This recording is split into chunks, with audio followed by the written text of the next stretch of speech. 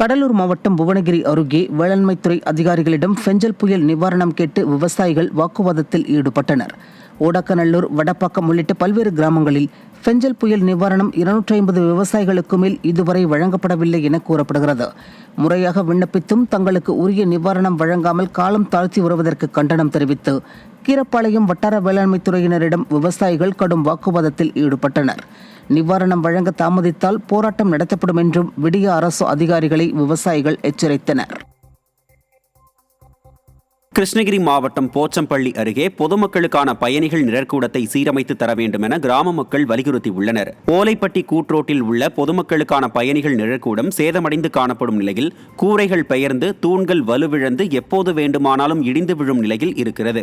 இதனால் அப்பகுதி மக்கள் வெயிலில் நின்று பேருந்து ஏறி செல்லும் அவல நிலை உள்ளதாகவும் பயணிகள் நிழற்குடையை சீரமைத்து தர வேண்டும் எனவும் கிராம மக்கள் வலியுறுத்தியுள்ளனர். திறனற்ற திமுக அரசு மக்கள் நலனில் அக்கறையின்றி செயல்படுவதாக குற்றச்சாட்டு எழுந்துள்ளது. திருச்சியில் அறிவிக்கப்படாத மின்வெட்டை கண்டித்து இரவு நேரத்தில் பொதுமக்கள் சாலை மறியலில் ஈடுபட்டனர். ஜங்ஷன், பெரிய கடை வீதி, ஸ்ரீரங்கம் மற்றும் புறநகர் பகுதிகளான திம்மராய சமுத்திரம், லால்குடி, மனச்சநல்லூர் என பல்வேறு பகுதிகளில் கடந்த சில நாட்களாக அறிவிக்கப்படாத மின்வெட்டு ஏற்பட்டு வருகிறது. ஏற்கனவே கோடை வெயிலின் தாக்கத்தால் தவித்து வரும் மக்கள் இந்த மின்வெட்டால் மேலும் அவதியடைந்து வருகின்றனர்.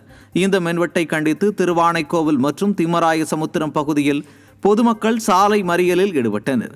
விடியா ஸ்டாலின் ஆட்சியில் தமிழகம் முழுவதும் அறிவிக்கப்படாத மின்வெட்டால் மக்கள் நாள்தோறும் அவதியுற்று வருகின்றனர்.